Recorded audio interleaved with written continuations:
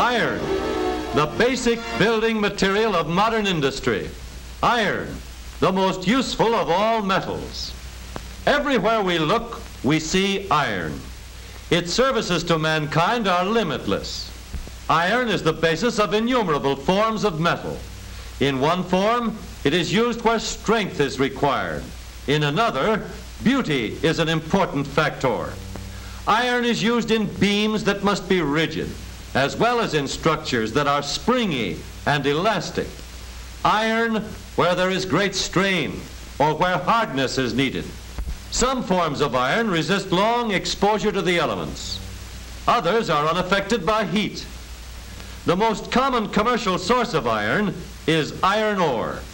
Iron which is found in the Earth's interior in the form of a red dust that is one of man's most valuable possessions. Huge masses of this ore are transported from the mines to the blast furnaces. In the blast furnace, the process of changing the iron ore into iron is carried out on a tremendous scale. The iron ore is mixed with coke and limestone and then loaded into the top of the furnace. This towering structure holds many, many tons of the red ore, which is soon to become iron.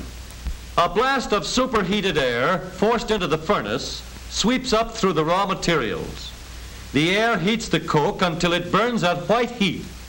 The heat drives most of the impurities from the iron ore, leaving liquid iron in a pool at the bottom of the furnace. In the laboratory, we can see how the ore is converted into iron. The ore is mixed with a powdered chemical. When the mixture is ignited, it burns at terrific heat. The impurities are driven off, leaving white-hot molten iron. In the blast furnace, the molten iron contains some other elements which have been soaked up during the process.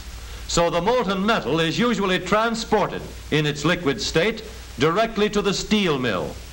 In the mill, many huge furnaces await the carloads of dazzling liquid iron.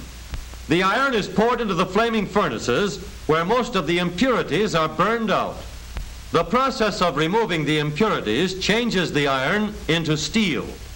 The steel is drawn from the furnace and poured into molds, forming ingots. The molds are stripped off the ingots after the steel is hardened.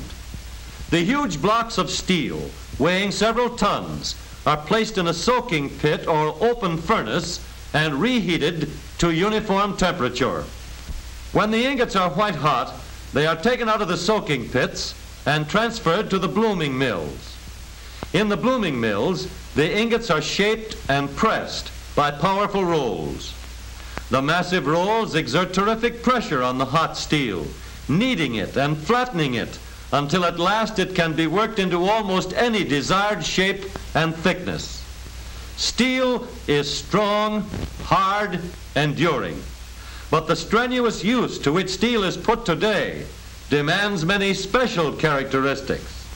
More different kinds of steel are needed to meet the high manufacturing and engineering standards of the automobile makers than for any other purpose. And so, the modern automobile makers have laboratories for testing and improving the qualities of steel.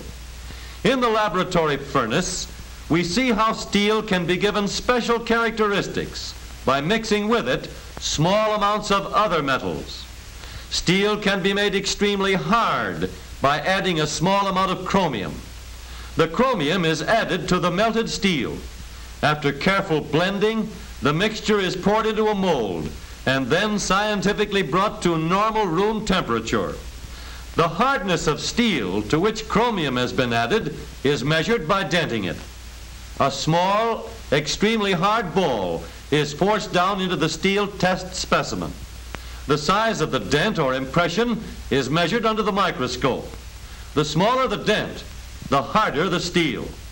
A microscope isn't needed to compare the size of the dents made in hard chromium steel and ordinary steel.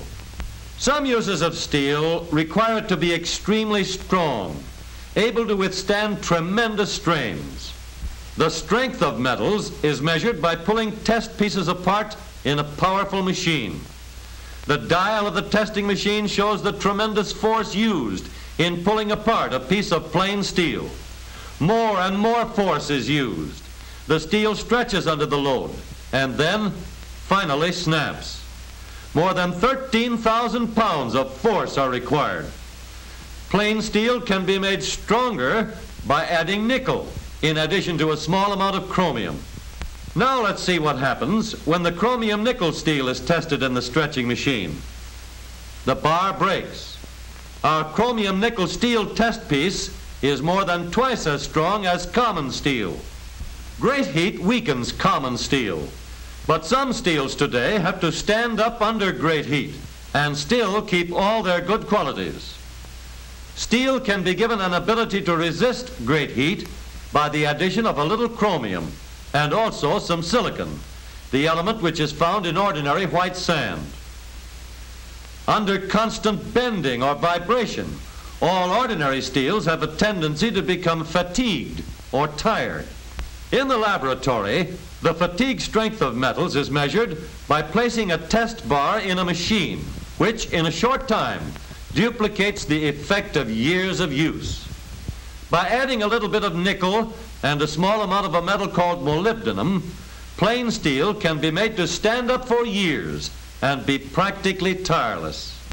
For certain conditions, a steel is needed that will be very hard on the outside and tough on the inside. A little carbon added to the outside of steel gives it a hard surface and leaves the inside tough and strong. This process is called carburizing or case hardening. By special photography, we can see what happens to a piece of steel when it is completely surrounded by small particles of carbon-bearing material. When heated, the steel slowly soaks up the carbon to form an extremely hard surface. This adding, mixing, and combining of plain steel with friendly little fractions of other metals to improve its qualities is called alloying. Chromium, nickel, silicon, molybdenum, and vanadium, tungsten, and manganese. All these tough friends have improved the usefulness of steel. But all of these different alloy steels must be put through a process called heat treating. The alloy steel is heated very carefully, heated until it glows, and then quenched or cooled quickly in oil or water. The steel is then reheated at a lower temperature. This is called drawing or tempering. The heat treatment brings out all of the good qualities of each of the alloy steels. The complete motor car has more than 4,500 different parts, for each of which we must select the best metal to give us the finest performance and the greatest dependability with safety and long life. For swift cooling of the ribbed brake drums of perfected hydraulic brakes, cast iron is used.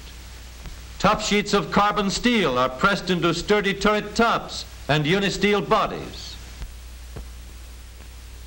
Rigid girders, capable of resisting all sorts of shocks and strains, are formed of specially treated steel for rugged box girder frames. Steel with chromium added for hardness is pounded and cut and polished into gears for the silent transmission of power from engines to rear wheels. Chrome nickel steel, steel made stronger by alloying it with two tough friends, goes into axle shafts that will stand up under twisting strains. Modern shockless steering is made safer by the same tough chrome nickel alloy. Large valves made of chromium and silicon steel resist temperatures over 4,000 degrees in high compression valve and head engines of today. Silicon and manganese make springs more elastic and durable and improve the effectiveness and long life of knee action units. Carbon, added in the case hardening process, gives rugged, wear-resisting hypoid rear axles and makes possible the low center drive.